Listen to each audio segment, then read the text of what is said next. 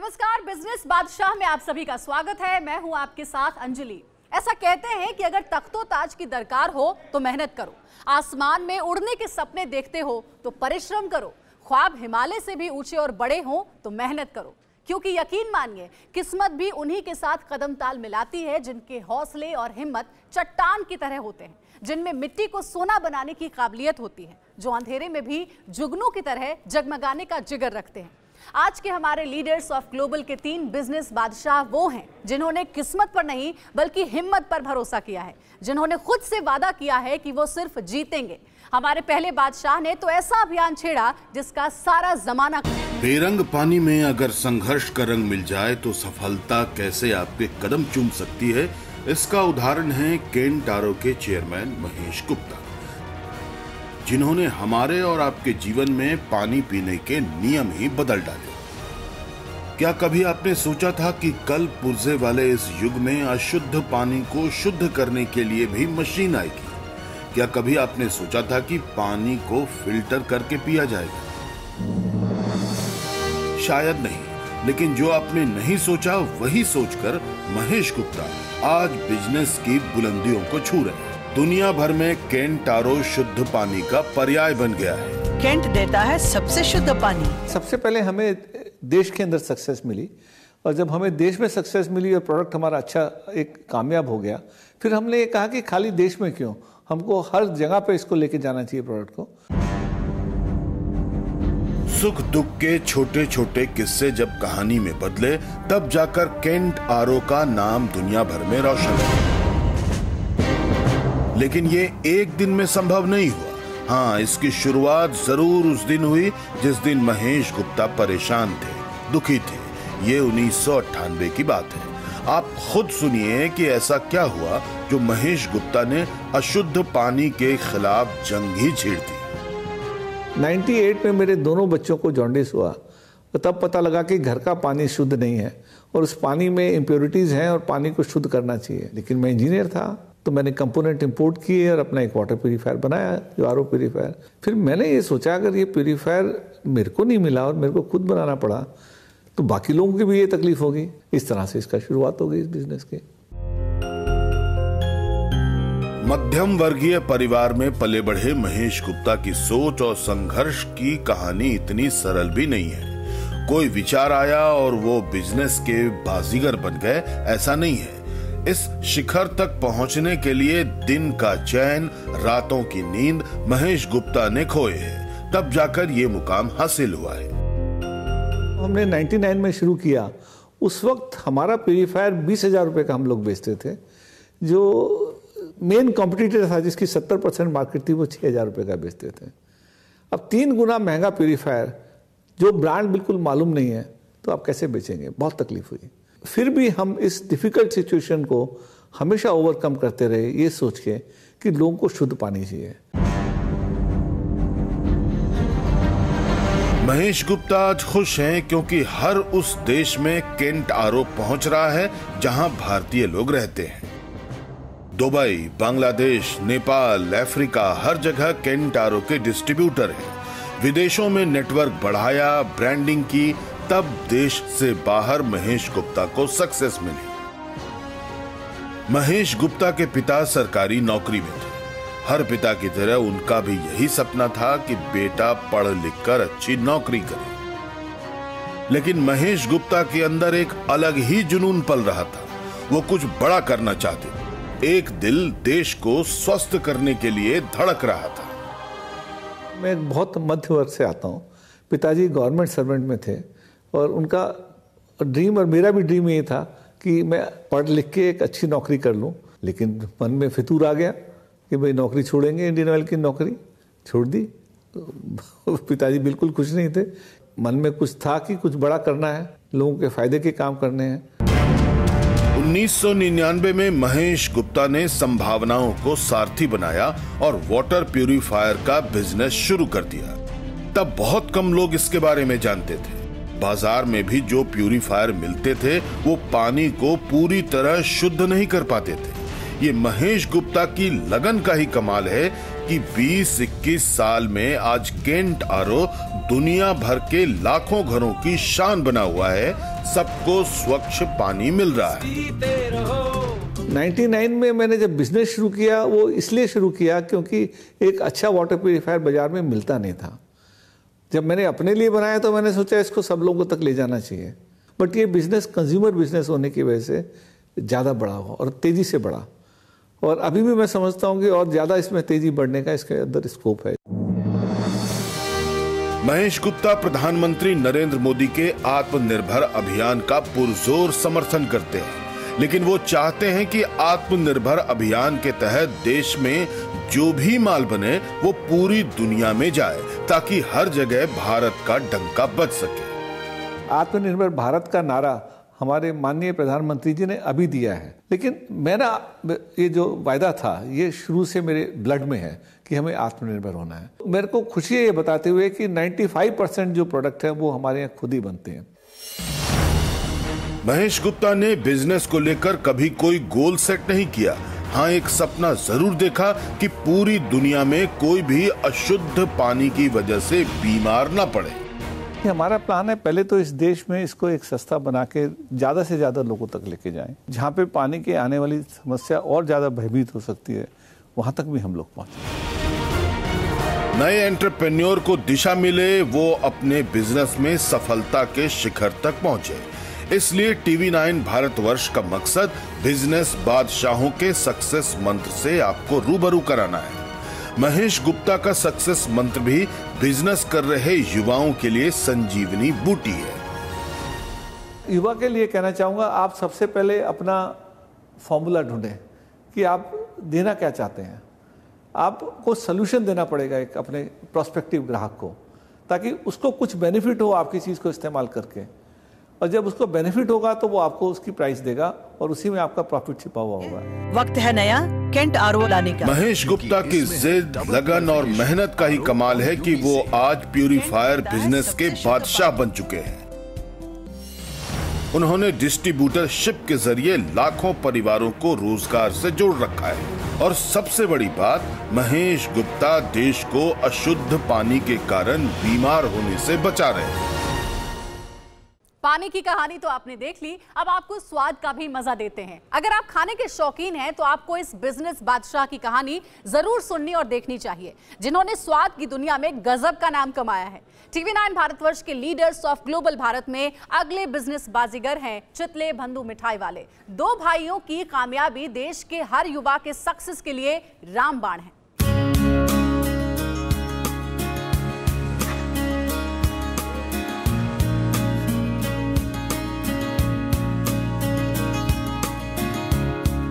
हुनर हो, मेहनत करने का मादा हो, जी जान से लग जाने का जिगरा हो, तो कौन कहता है कि आसमान में सुराख नहीं हो सकता। आपको सबूत चाहिए तो मिलिए इन दो बेहतरीन हुनरबाजों से। दो भाई, दोनों जी तोड़ मेहनत करने का मादा रखते हैं।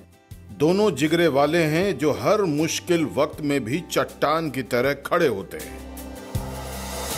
नाम है इंद्रनील चितले और केदार चितले, जिन्होंने अपने बाजुओं के जोर पर महाराष्ट्र में वो शोहरत और महारत हासिल की है जिसकी तमन्ना हर इंसान की होती है। दादाजी ने शुरुआत की, पिता ने परिश्रम से सींचा, और जब बारी इंद्रनील और केदार की आई तो इन्होंने अपनी सूझबूझ से चितले बंधु मिठाई वाले को पुणे से बाहर पूरे महाराष्ट्र में वो बेशुमार नाम दिलाया, जिसकी वजह से इस ग्रुप की मिठाइयां हर घर की पहली पसंद बन चुकी हैं।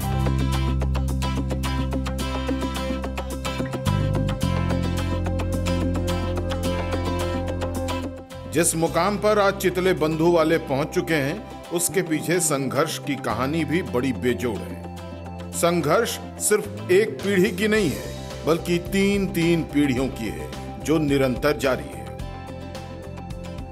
साल 1939 में दादाजी ने पहली बार डेयरी की शुरुआत की थी।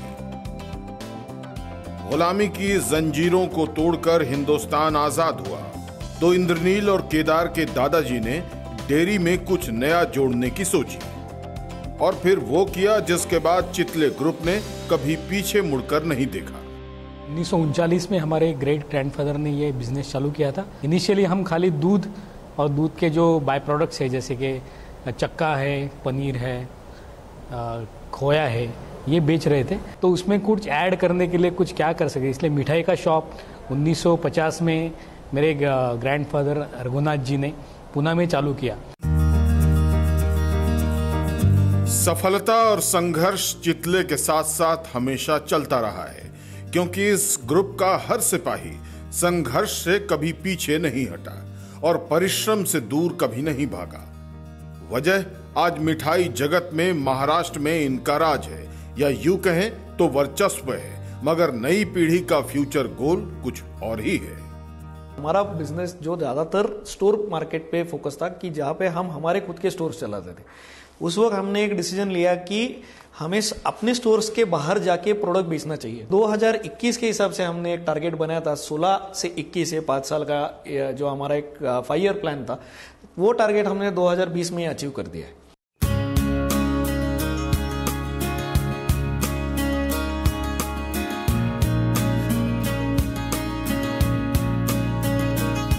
TV9 भारतवर्ष की टीम से खास बातचीत के दौरान दोनों हुनरबाज भाइयों ने पुणे की अपनी फैक्ट्री हमें दिखाई। मौजूदा मुश्किल दौर में कैसे बिजनेस को संभाला है, इसका पूरा ब्यौरा बताया। साथ ही अपने हर प्रोडक्ट के बनने की पूरी प्रक्रिया भी दिखाई और समझाई। बहुत एक अहमियत या एम्फोसिस हमारे यहाँ पे कम्युनिकेशन के ऊपर दी हुई है, इसीलिए अभी भी हम लोग स्टोर में जाना पसंद करते हैं। तो पैकेज मिठाई खरीदना ये कोविड के बाद ज्यादा एक्सेप्ट हो गया वाला ट्रेंड है। चितले ग्रुप ने 1950 में पहली दुकान खोली थी। सफर ऐसे चल पड़ा। पुणे में 2 दुकानें हैं, पुणे में ही 20 फ्रेंचाइजी हैं और पूरे महाराष्ट्र में 400 डिस्ट्रीब्यूटर हैं। दादाजी के सपने और पिता के परिश्रम को आगे बढ़ाते हुए दोनों चितले बंधु की बिजनेस जगत में बादशाहत बरकरार है। प्रोफेशनल और पर्सनल जिंदगी को भी दोनों भाई बेहतरीन और बिंदास तरीके से जीते हैं।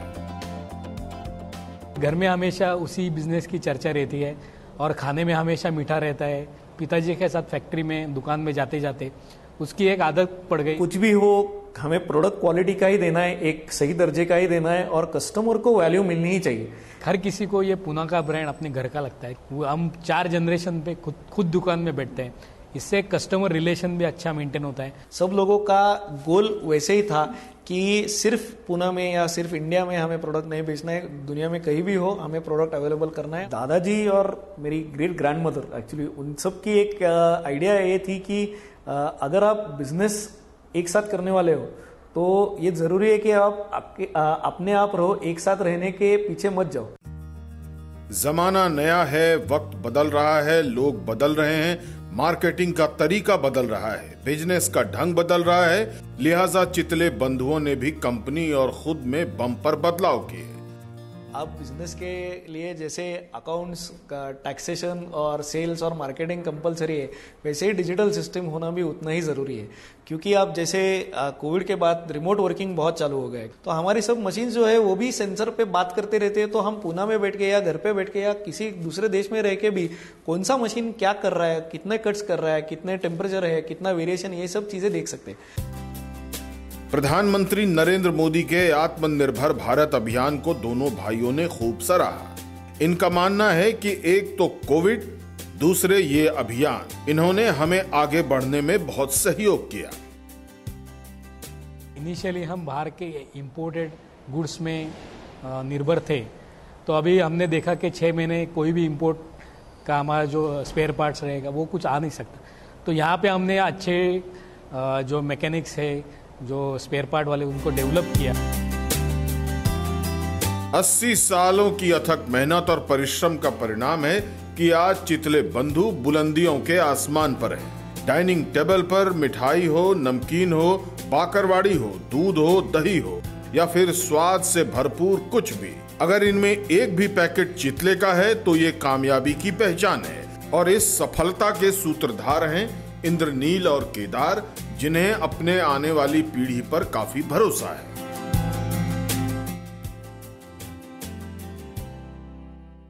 आपने कहावत तो सुनी होगी, पूत कपूत तो का धन संचय, पूत सपूत तो का धन संचय। यानी पुत्र गलत राह पर निकल पड़े तो उसके लिए बचाई संपत्ति बेकार है। वहीं अगर बेटा कामयाबी के सफर पर निकल पड़े तो उसके लिए भी संपत्ति बटोरने का मतलब नहीं है। हमारे तीसरे बिजनेस बादशाह एक ऐसे ही सपूत हैं जिन्होंने पूर्वजों की संपत्ति को लुटाया नहीं है, बल्कि दिन दुनी रात चौगुनी इजाफा किया है। 150 साल से ज्यादा की विरासत को ऐसी शोहरत दिलाई है जिसका हर कोई सानी है। मिलिए हमारे तीसरे बिजनेस बादशाह से। मैं 6th जनरेशन हो गया। अगले कुछ 20 साल में गीमाटेक्स यहाँ से एटलीस्ट 10 टाइम्स बड़ा होगा। इसे ऑनलाइन प्लेटफॉर्म्स के थ्रू लॉन्च कर रहा हूँ।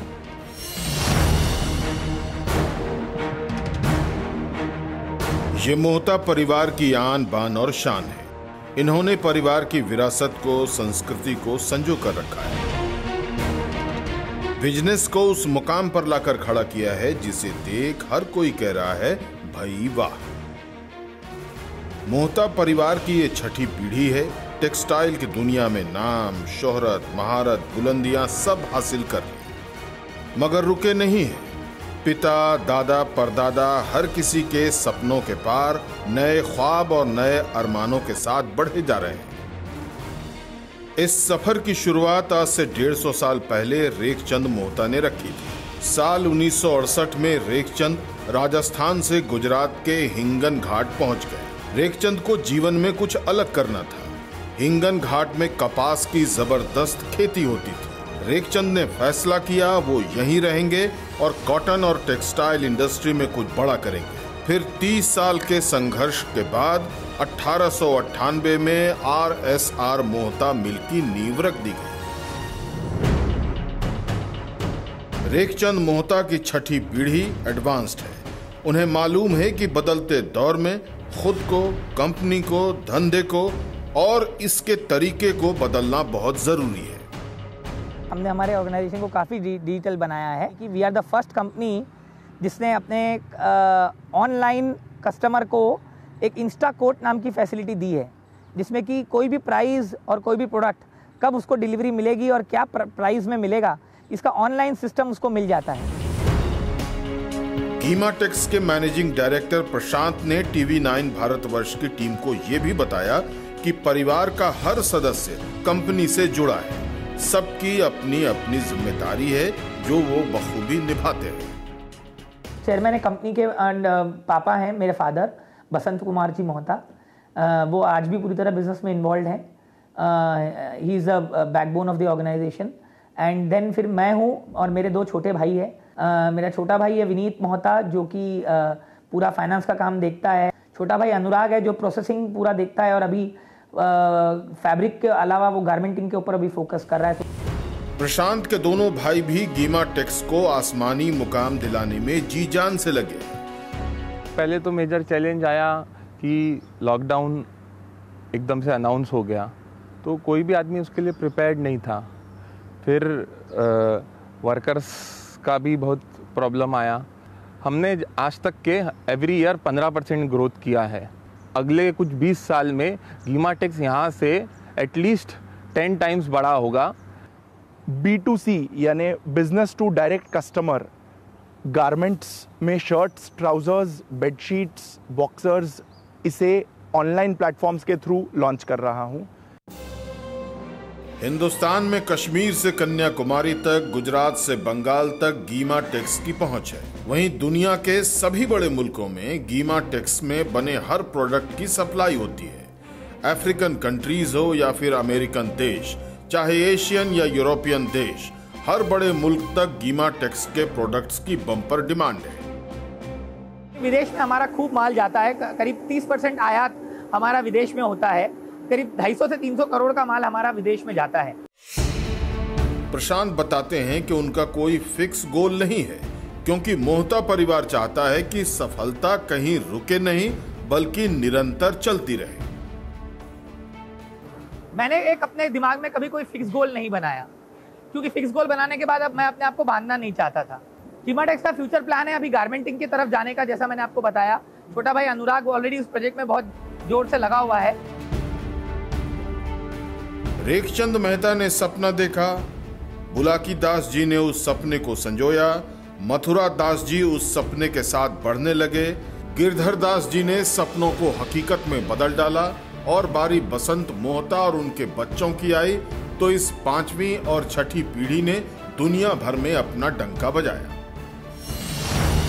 प्रशांत मोहता और उनके भाई जिस लगन और मेहनत से कंपनी में करामात दिखा रहे हैं, सफलता के परचम लहरा रहे हैं, वो देश की युवा पीढ़ी और नए एंटरप्रेन्योर के लिए सक्सेस मंत्र है। हमारा काम के प्रति जो डेडिकेशन है और जो हम लोग सिंसियर तरीके से लगे रहते हैं कि हमें जो आज किया है उसको कल और बेहतर बनाना है, एक ध्येय किस तरह हम इसके पीछे पड़े हैं, पूरे परिवार और पूरे हमारा स्टाफ भी हमारी तरह अपने बहुत डेडिकेटेड वे में काम जो कर रहा है, वही मैं कहूँगा कि सक्सेस का हमारा रीज़न रहा है। सफलता का स्वाद उसी ने चखा जिसने परिश्रम को सीमा में नहीं बांधा, जिसने आंधी, तूफान, सर्दी, गर्मी, बरसात को बहाना नहीं बनाया, बल्कि मुश्किलों में मुस्कुराते हुए उस सफर पर चल पड़े जहां मंजिल मिलनी तय थी।